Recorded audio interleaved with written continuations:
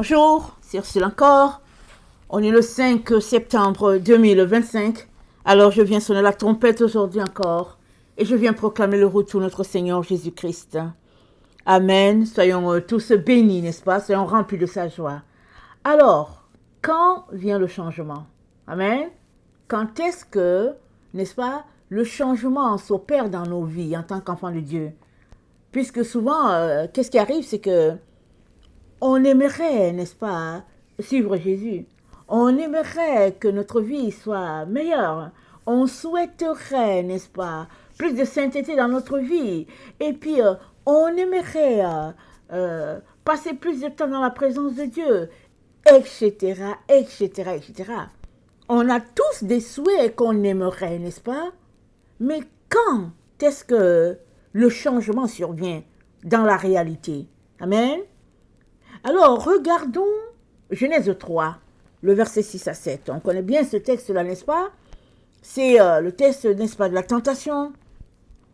Comment d'un état pur, n'est-ce pas, Adam est devenu corrompu. Genèse 3 nous présente la situation. On ne va pas tout lire, mais au verset 6, c'est dit: la femme vit que l'arbre était bon à manger, séduisant à regarder, précieux pour agir avec clairvoyance. Elle en prit un fruit dont elle mangea. Elle en donna aussi à son mari, qui était avec elle, et il en mangea. Les yeux à tous deux s'ouvrirent, et ils surent qu'ils étaient nus. Ayant cousu des feuilles de figuier, ils s'en firent des pagnes. Or, ils entendirent la voix du Seigneur Dieu se promenant dans le jardin au souffle du jour. L'homme et la femme se cachèrent devant le Seigneur Dieu au milieu des arbres du jardin. L'homme et la femme se cachèrent au milieu des arbres. Amen. Alors, quand est-ce que le changement vient réellement? Au regard de ce texte, n'est-ce pas? Le changement vient quand on prend conscience de notre nudité. Amen. Parce que le texte nous dit, vous pouvez commencer au début de Genèse 3 et puis lire, mais nous on a commencé à le lire au verset 6. Le texte nous dit que les regards de la femme, n'est-ce pas, l'ont induit en erreur, si bien que de la situation que le serpent lui présentait, elle a jugé bon de passer à l'action. Et en passant à l'action, n'est-ce pas, elle en a aussi donné à son mari. Et finalement, les voilà, c'est dit au verset 7, leurs yeux à tous les deux s'ouvrirent et ils surent qu'ils étaient nus. Avant cela, ils n'avaient pas conscience de leur nudité, mais ils étaient. Mais leur conscience, n'est-ce pas, pure, faisait que il n'y avait pas à se poser des questions. C'est tout simplement que ce n'est jamais venu à leur esprit. C'est comme un enfant, un enfant, n'est-ce pas, qui est là et puis on ne sait pas pourquoi il va se poser certaines questions parce que sa conscience n'est pas, n'est-ce pas, attirée à certaines choses. Alors, à partir du moment où ils surent qu'ils étaient nus, c'est dit quoi? Ayant cousu des feuilles de figuier, ils s'en firent des pagnes. Donc le figuier, n'est-ce pas, ça relève de la végétation. Alors, ils ont trouvé une solution en se tournant vers la nature. Ils ont cousu des vêtements. Et Dieu, n'est-ce pas, est venu les visiter parce que c'est Dieu leur couverture. Il est leur couverture. On ne sait pas combien de fois il venait les visiter par jour, mais on peut comprendre que, n'ayant pas péché, ils étaient en constante relation avec Dieu. Ils étaient constamment, c'est-à-dire, il n'y avait pas de quoi se poser des questions. Devant leur situation de péché, quand ils ont entendu la voix de Dieu, ils sont allés se cacher. C'est dit que ils se cachèrent devant le Seigneur Dieu au milieu des arbres du jardin. Donc ils ont compris, n'est-ce pas, les arbres, la nature, la végétation, pour se cacher encore là-bas. Et Dieu leur dit, où es-tu? Et après, quand ils disent à Dieu, on a eu peur, Dieu leur dit, qui t'a révélé que tu étais nu? C'est qui, n'est-ce pas? Qui te révèle que tu es nu? C'est qui? Très très souvent, c'est l'état de ton âme, n'est-ce pas, qui te fait réaliser que, tiens, ici, là, c'est grave, j'ai besoin d'aide. Je suis dans un état, n'est-ce pas, terrible. J'ai besoin d'aide. Et tu vas courir chercher de l'aide, et souvent, ton état est tel que tu ne... C'est-à-dire que ton état c'est tellement dégradé que souvent, c'est les amis qui vont dire, il a besoin d'aide, elle a besoin d'aide. Mais dans ce cas, n'est-ce pas, de Genèse 3, Adam et Ève eux-mêmes ont pris conscience de leur nudité quand ils ont entendu la voix de Dieu. Ils ont trouvé une solution à leur situation en portant le vêtement de figue. Mais Dieu vient et il leur donne une solution qui est meilleure. Il les vêtit de peau, n'est-ce pas, d'animal. En tout cas, c'est beaucoup plus, ça protège beaucoup plus que les figues. Amen. Et même là, se cachant au milieu du jardin, disant à Dieu, on se cache parce qu'on a peur, même se cachant au milieu du jardin, n'est-ce pas, les feuilles du jardin ne pouvaient pas les protéger, les feuilles du jardin ne pouvaient pas les aider. La seule personne qui pouvait les aider, c'était Dieu. Et Dieu, n'est-ce pas, a trouvé la solution rapide, c'est-à-dire la solution qu'il y avait de plausible. Il les a vêtus de peau d'animaux et par la suite, n'est-ce pas, l'histoire de l'humanité nous montre que c'était en vue du sacrifice qui s'opérerait par les mains d'Adam, par les mains d'Abraham, pardon, parce qu'un animal a été proposé à Abraham dans le buisson, et cet animal préfigurait Christ et son sacrifice, et ça aussi, n'est-ce pas, Dieu l'a accompli. Et l'animal donné à la place du sacrifice d'Isaac, et Jésus-Christ qui est venu mourir sur le bois, afin que, n'est-ce pas, Jésus-Christ soit ta couverture et la mienne. Si Jésus-Christ n'était pas mort, on n'aurait pas de couverture. On serait en train de faire, n'est-ce pas, ce qui se passait du temps de Moïse et de Aaron. Une fois là, les gens allaient, n'est-ce pas, dans cette histoire de pardon, le Yom Kippour, pour pouvoir se laver, se purifier, et puis ça, c'est les cérémonies, n'est-ce pas, hein, qui reviennent une fois là, souvent, parce que il y a des gens qui ont rejeté Christ, et ils continuent de faire cette pratique-là. Mais Dieu nous dit que nous n'avons plus besoin de ça, parce que Jésus-Christ est déjà mort, mieux encore, il est ressuscité, et puis un jour, n'est-ce pas, on se retrouvera dans sa présence. Amen. Et pour que cela soit possible, n'est-ce pas, il faudrait qu'on accepte d'avoir été justifié par Jésus. Et c'est là que souvent ça bloque. Parce que les gens n'ont pas conscience de leur état de nudité.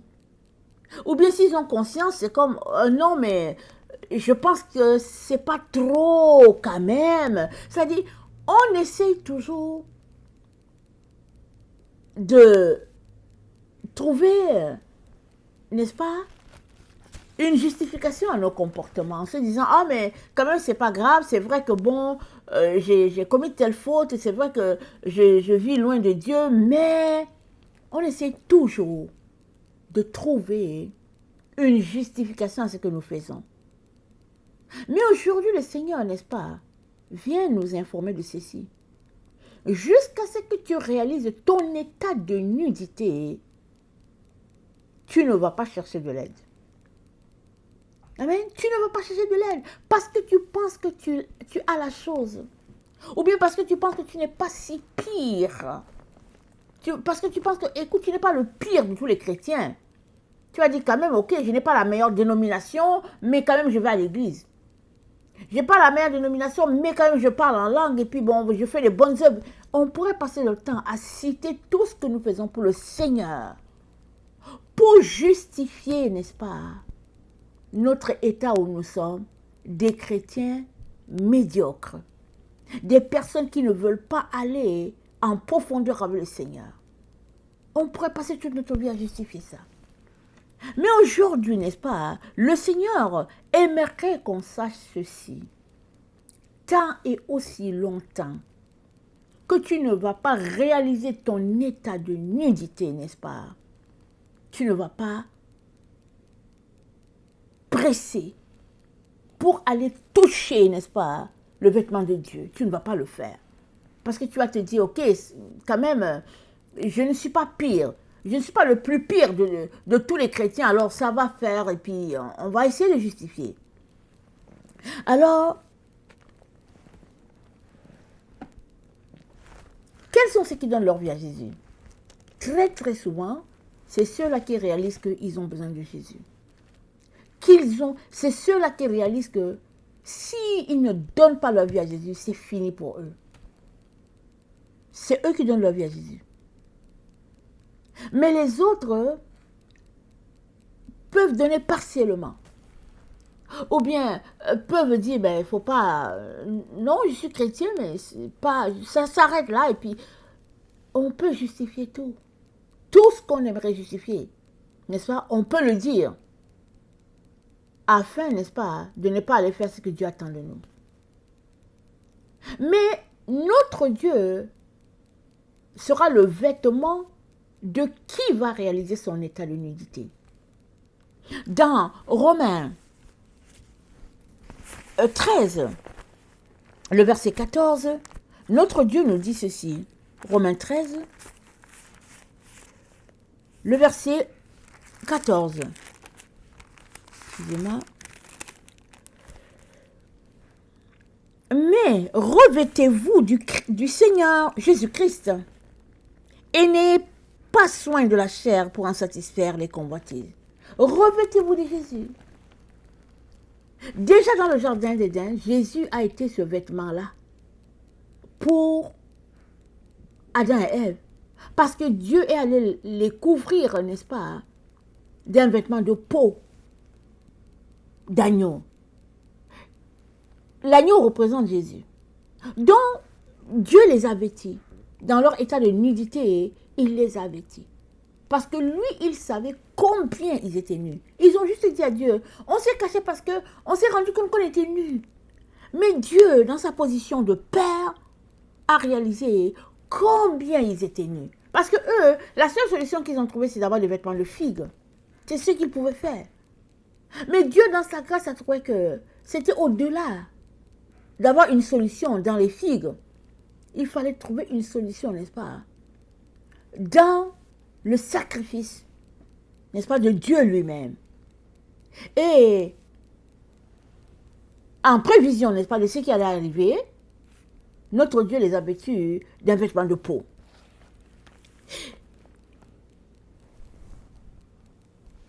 En attendant, n'est-ce pas, le vrai sacrifice.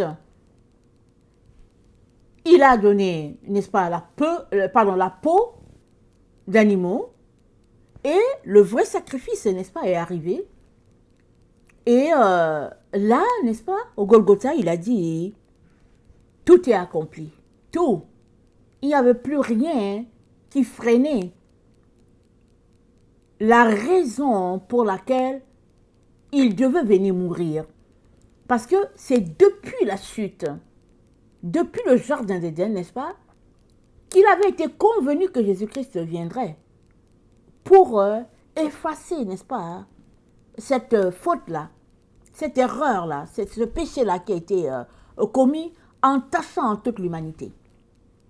Donc ça a pris étape par étape, parce que bon, il y a beaucoup de choses, n'est-ce pas, que Dieu ne nous dit pas, mais ça a commencé là-bas au jardin d'Éden. Il leur a donné un vêtement de peau, sachant que le point final, c'est que Jésus-Christ soit le vrai vêtement que Adam et Ève devaient revêtir. C'était ça le point final. Et quand ce jour-là est arrivé, n'est-ce pas, et que Jésus-Christ a dit, tout est accompli, il a remis, n'est-ce pas, son souffle à Dieu, et il est parti, il est retourné à Dieu. Il est retourné au Père.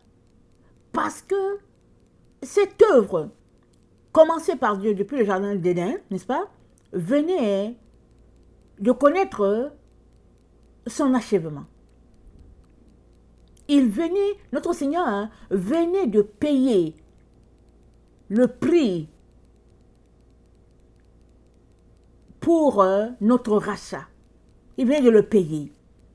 Et ce n'était plus maintenant un animal qui pouvait nous sauver, n'est-ce pas? C'était Jésus-Christ lui-même, c'est-à-dire c'était le sang du Fils, le sang pur, n'est-ce pas, d'un agneau sans tache qui pouvait maintenant nous sauver. Et c'est dit dans Éphésiens 5 que c'était pour se présenter, n'est-ce pas, cette église-là à lui-même, pure et sans tache. Nous regardons dans Éphésiens 5, je suis dans la version Taube, dans Éphésiens 5, le verset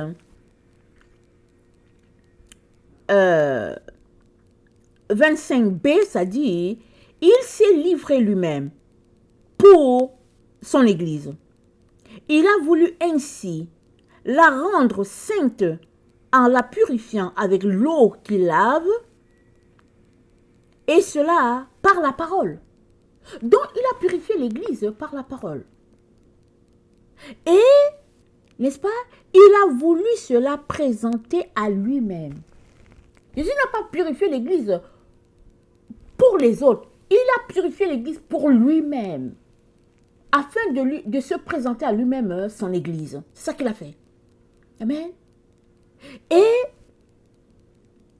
il a dit au Père, Père, sanctifie-les par ta parole c'est la vérité.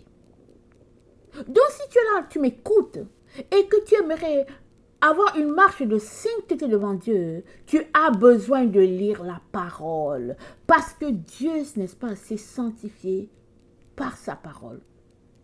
Et il a présenté son Église, n'est-ce pas, à lui-même, par sa propre mort, n'est-ce pas? Ce qu'il a voulu, c'est d'avoir devant sa face, à tous les jours, une Église pure, sainte, sans tache, ni ride, ni rien de semblable. C'est ça qu'il a fait.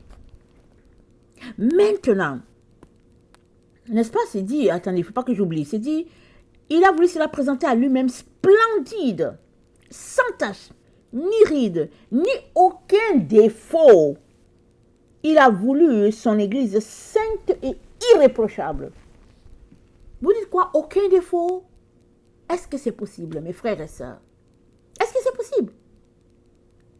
Mais Jésus-Christ dit, c'est pour cela qu'il est mort. C'est ce livre d'Éphésiens qui nous dit ça. Le livre d'Éphésiens nous dit que Jésus-Christ est mort pour que l'Église de Jésus-Christ soit sans tache, sans défaut, pure, irréprochable, et que Jésus-Christ se présente à lui-même cette Église-là. C'est-à-dire que chaque jour, Jésus-Christ contemple son Église, n'est-ce pas? Pour voir l'état dans lequel l'Église est. Parce que il est mort pour qu'elle soit dans un état pur, irréprochable. Maintenant, la question elle est celle-ci pour toi et moi.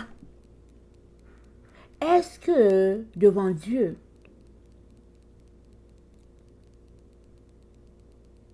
nous marchons dans sa sainteté, ou bien nous continuons d'avoir honte comme Adam et Ève? Parce qu'Adam et Ève, ils avaient honte à cause de leur nudité. Et aujourd'hui encore, malgré le fait que Jésus-Christ, n'est-ce pas, est mort sur la croix, qu'il a tout payé, que toi et moi, on n'a pas besoin de payer quelque chose. Il y en a encore qui marchent, n'est-ce pas, dans la nudité, comme si Jésus-Christ n'a rien fait. Au lieu de se revêtir de Christ, parce que c'est Christ notre vêtement, c'est ça que nous avons lu. Romains 13, le verset 14. C'est dit, revêtez-vous de Christ et n'ayez pas soin de la chair pour en satisfaire, n'est-ce pas, les désirs. Christ est notre vêtement. Mais ce n'est pas quelque chose de nouveau. C'était déjà ça dans le jardin. C'est seulement que c'était la peau d'animaux qui était en prévision. C'est pour cela que montrant le service à Moïse, n'est-ce pas, Moïse devait le montrer à Aaron, et puis il y avait des cérémonies à faire, n'est-ce pas, tout le temps. Tu es un animal, tu es n'est-ce pas, un petit oiseau, et puis tu es apporter une tourterelle, voilà, pour effacer le péché.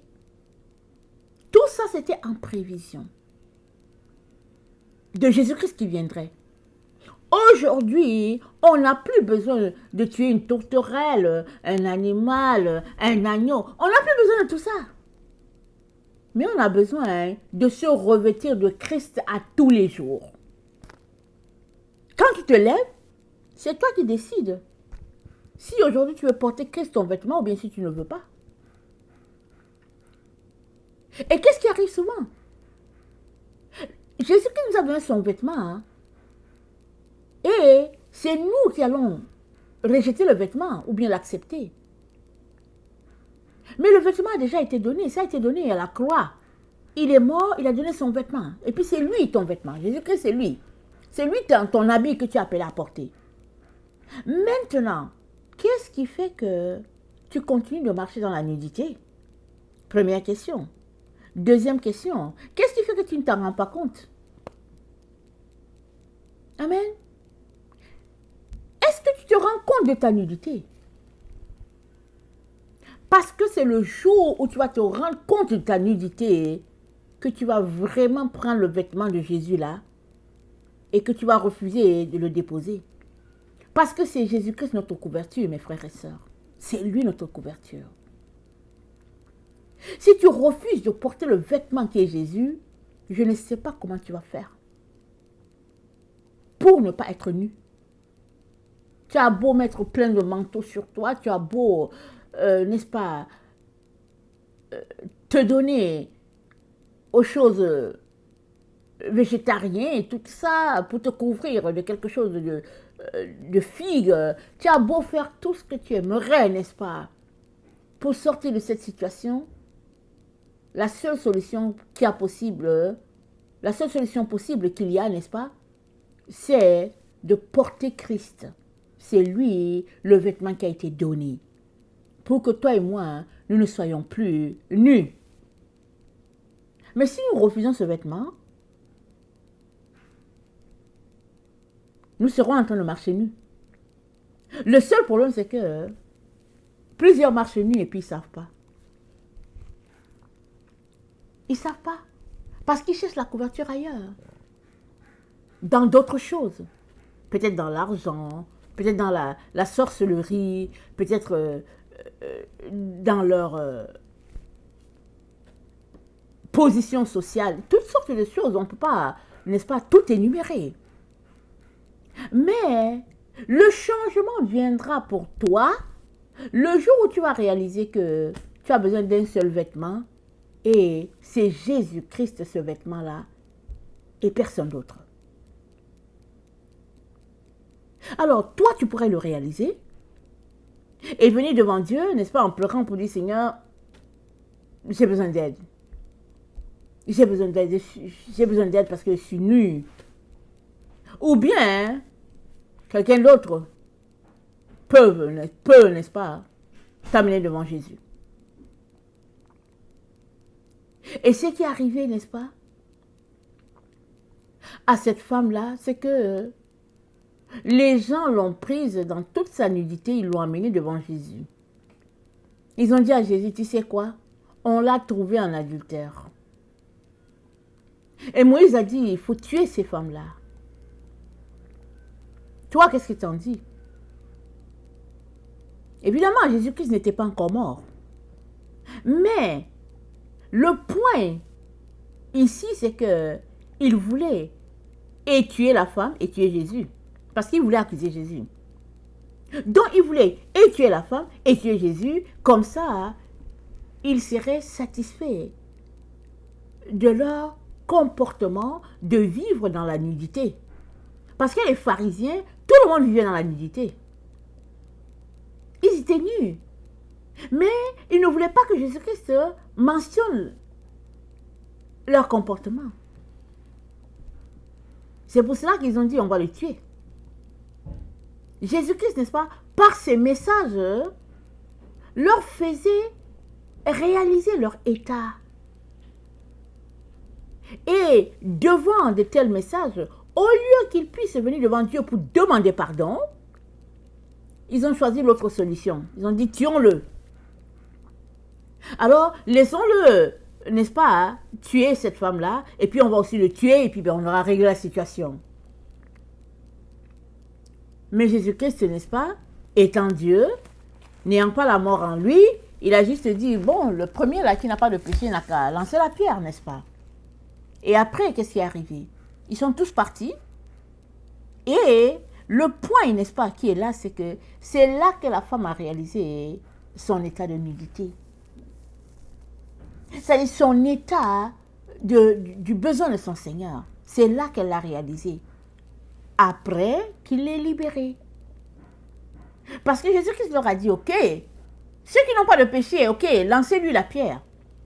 Accusés par leur conscience, ils sont tous partis. Et la femme était devant Jésus, n'est-ce pas? Dans tout son état, n'est-ce pas, de nudité.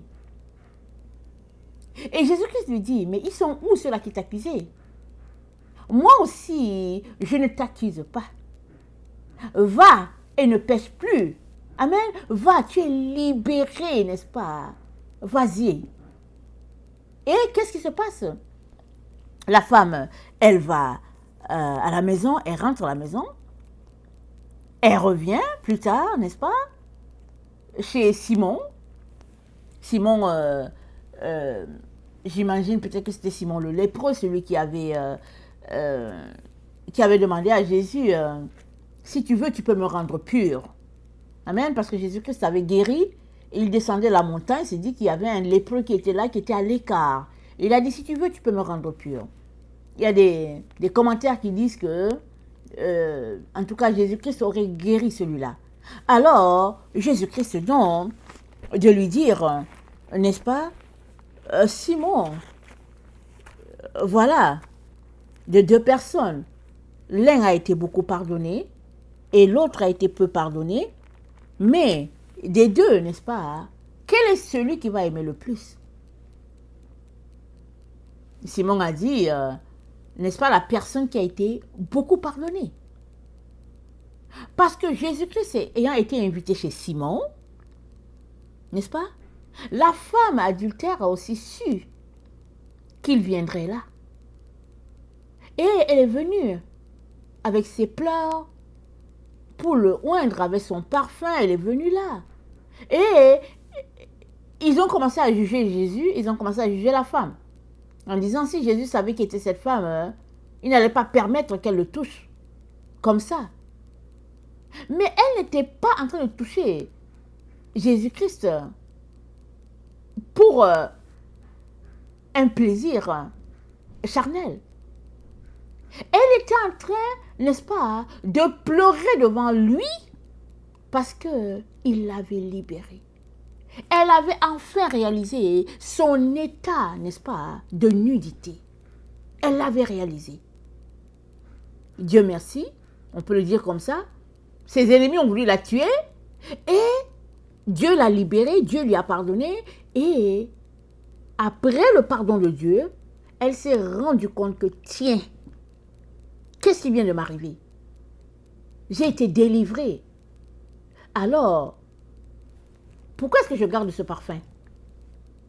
Pourquoi est-ce que je le garde? Je veux le donner, n'est-ce pas, à l'homme qui m'a délivré, à l'homme qui m'a libéré, qui m'a redonné ma dignité, qui m'a donné un vêtement, qui m'a tout donné. Je veux le lui donner. Donc, elle est venue, elle a rompu son parfum, n'est-ce pas, pour oindre son Seigneur. Parce que ce n'est que tout ce qu'elle pouvait faire. Tellement, n'est-ce pas, elle venait de réaliser ce qui venait de se passer. Et en retour, elle a tout donné. Les gens, je ne sais pas, les gens disent que ce parfum était tellement cher. Je ne sais pas combien ça coûterait aujourd'hui. Est-ce que ça coûterait des millions de dollars? Je ne sais pas. Mais les commentaires bibliques disent que ce sont des parfums qui étaient tellement très chers.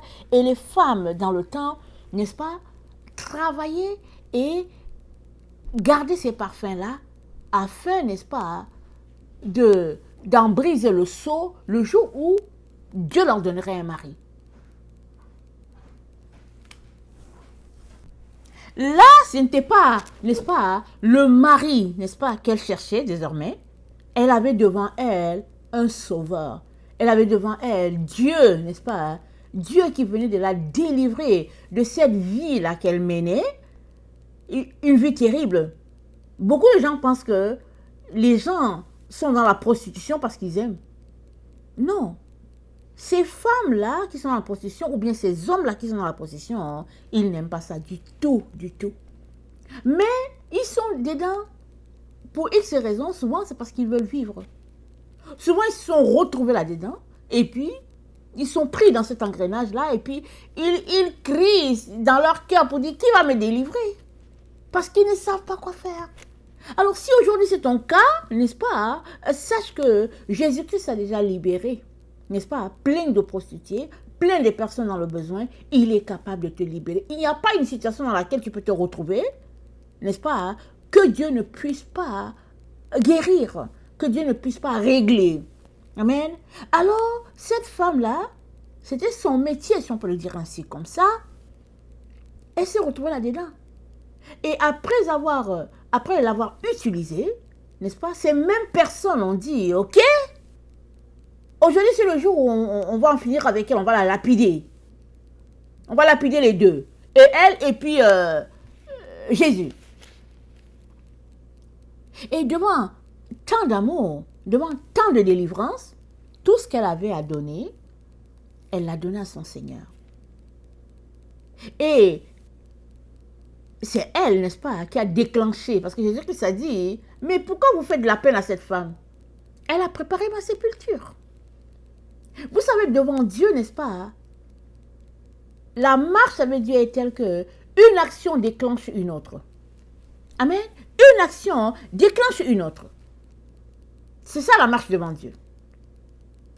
Alors, elle a répandu son parfum. Judas s'est fâché. Il faisait partie du groupe, mais il avait un problème. Il aimait l'argent et puis la jalousie, n'est-ce pas, a débordé. Il a trouvé que ça en était trop là. Parce que les gens lui ont fait perdre de l'argent, parce que la Bible dit qu'il volait dans la caisse. Donc Judas a trouvé que ça en est trop et Judas a dit, ok, allez, vous allez me donner combien, hein, et puis je vais vous livrer, je vais vous le livrer. Parce que ses émotions étaient telles qu'il n'a pas été capable, n'est-ce pas, de supporter qu'un tel parfum puisse oindre, n'est-ce pas, Jésus-Christ. Alors, sa jalousie l'a emporté. Et c'est ça qui a déclenché l'événement, hein, n'est-ce pas, qui a conduit Jésus-Christ jusqu'au Golgotha. Mais il a fallu que les gens mal intentionnés se lèvent un jour pour dire, pour l'amener devant Jésus, pour dire, ok, cette femme, pour Israël, de lapider une comme ça, là, qu'est-ce qu'on fait? Dieu, n'est-ce pas, était dans toute cette humiliation-là pour délivrer cette femme-là à tout jamais. Amen.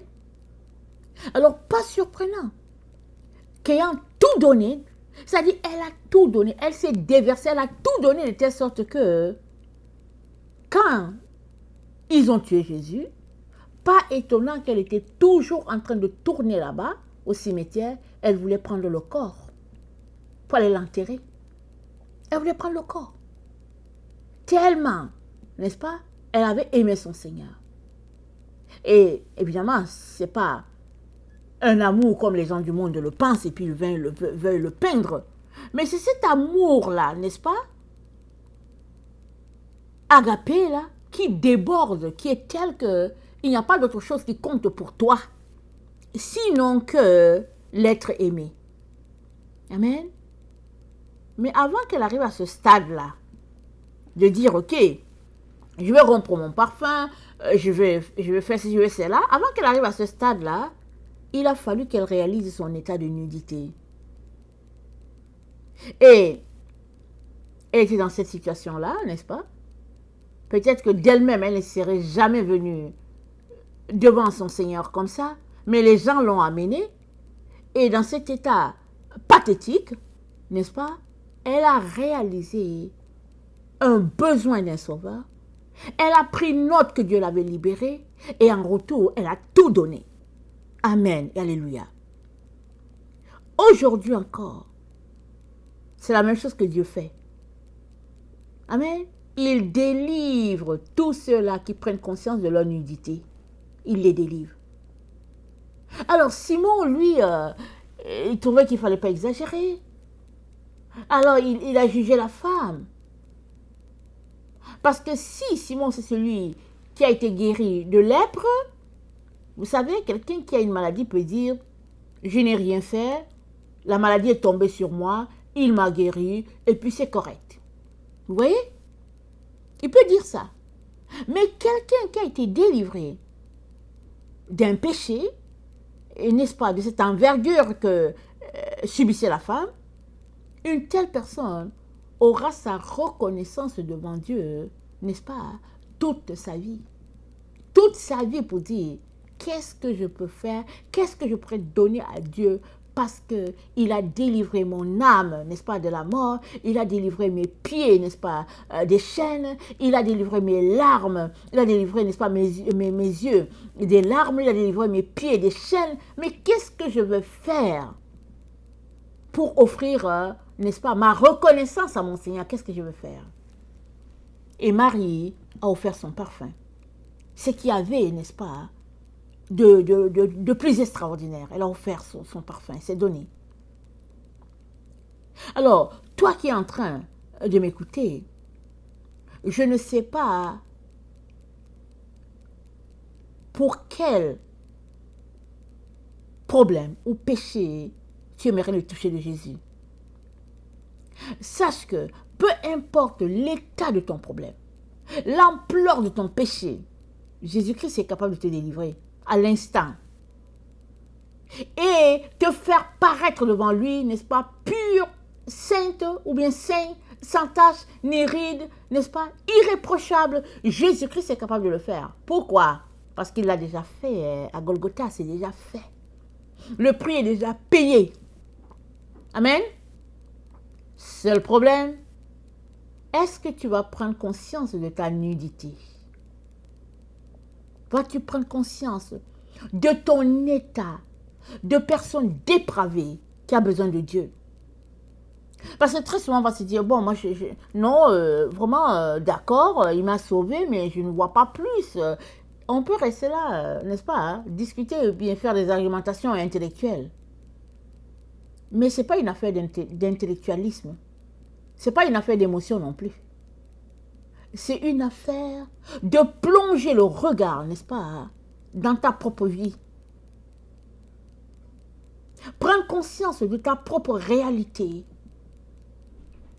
Et d'arriver à cette conclusion que oui, mon âme, n'est-ce pas, est triste. Ma vie est vide. J'ai besoin, n'est-ce pas, d'un sauveur.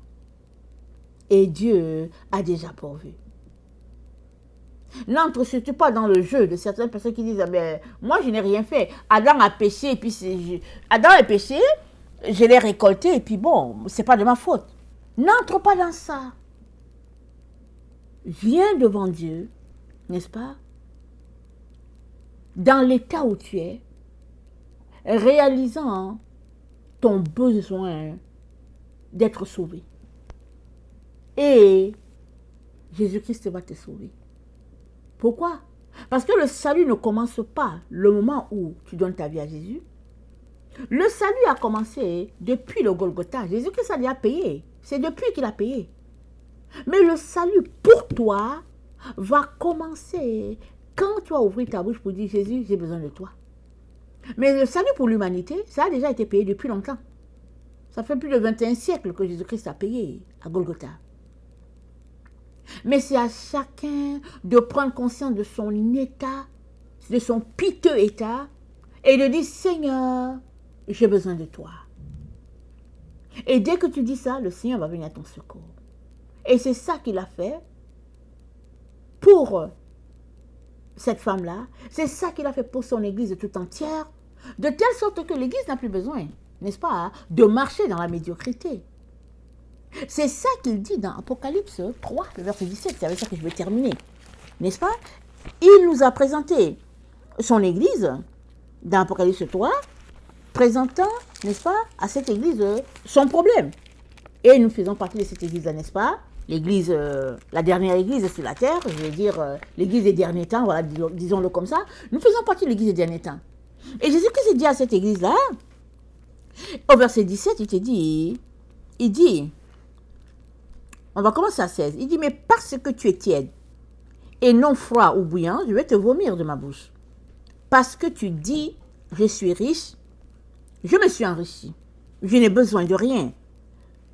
Et que tu ne sais pas que tu es misérable, pauvre, pitoyable, aveugle, nu. Voilà l'état de l'église de Jésus-Christ. L'église de Jésus-Christ ne sait pas qu'elle est nue, elle est aveugle, elle est pitoyable, elle est pauvre, misérable, elle ne sait pas ça. Mais chaque personne qui va réaliser cet état-là, n'est-ce pas, de son âme, n'est-ce pas, va trouver un vêtement pour sa nudité. Et le vêtement, c'est Jésus. Et il vient t'offrir aujourd'hui, n'est-ce pas, ce vêtement-là encore. Il te l'offre. Veux-tu le prendre? T'en couvrir, t'en vêtir, parce que tant et aussi longtemps que tu gardes ce vêtement sur toi, jamais tu ne seras plus nu, jamais tu ne seras plus aveugle, jamais tu ne manqueras de rien, parce qu'il est ta satisfaction. Il va te combler. C'est tout, comme il a comblé cette femme. Il va te combler, parce qu'il a déjà comblé, n'est-ce pas, ton besoin d'un sauveur, là, au Golgotha. Voilà pourquoi Ephésiens 5, n'est-ce pas, nous dit, au verset de 25 à 27, il dit, Jésus-Christ, n'est-ce pas, est mort pour purifier son Église, pour cela présenter à lui-même. Amen. Il se présente l'Église à lui-même. Et maintenant, les gens voient l'Église. Et qu'est-ce qu'ils voient? Ils voient le reflet de Christ. Si bien que si le reflet de Christ n'est pas sur l'Église, Jésus-Christ dit, c'est pas mon Église. Parce que mon Église doit avoir mon reflet. C'est exactement, n'est-ce pas, cette histoire où tu déposes une feuille, n'est-ce pas, exemple, bleu au soleil, et puis un jour tu viens, tu trouves que le bleu n'est plus là.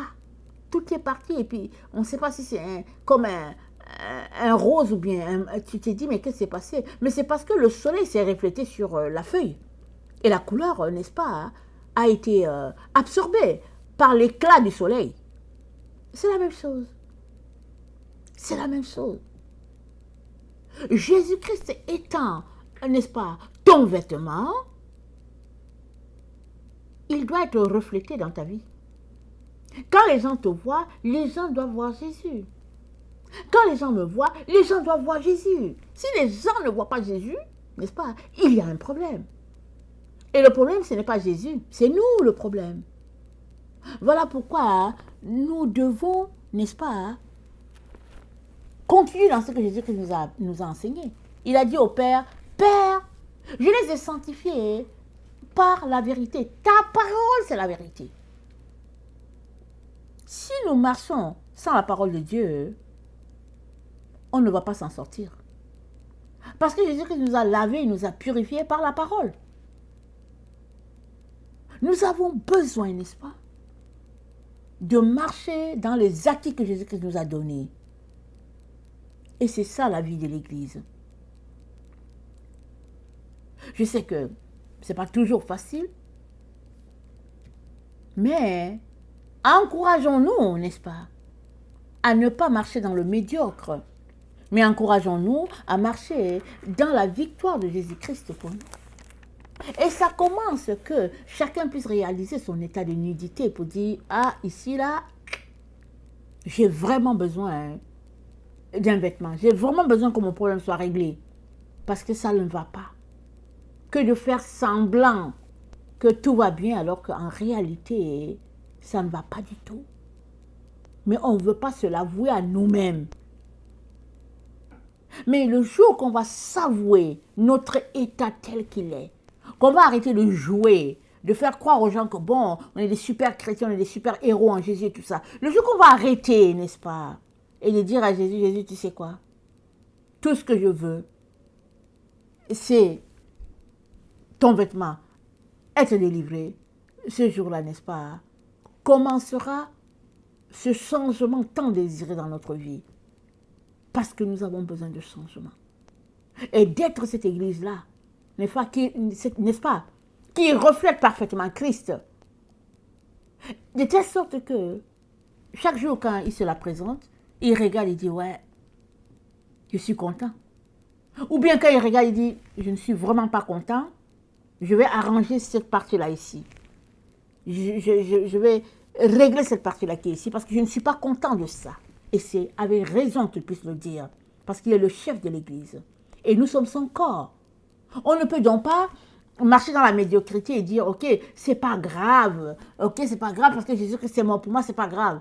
Ok, c'est pas grave, mais le corps de Jésus ne peut pas être entaché, parce que Jésus-Christ l'a déjà purifié. Alors, de deux choses l'une.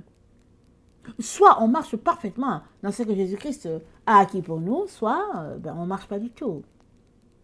Et ce que Jésus-Christ aimerait, c'est qu'on puisse marcher, laisser de côté toutes ces souffrances-là du monde et aller pleinement, n'est-ce pas, dans ce qu'il a acquis pour nous. Et ça, c'est possible. Et Dieu ne veut que nous aider. Amen. Que le Seigneur bénisse sa parole. Alléluia et Amen. Et Amen.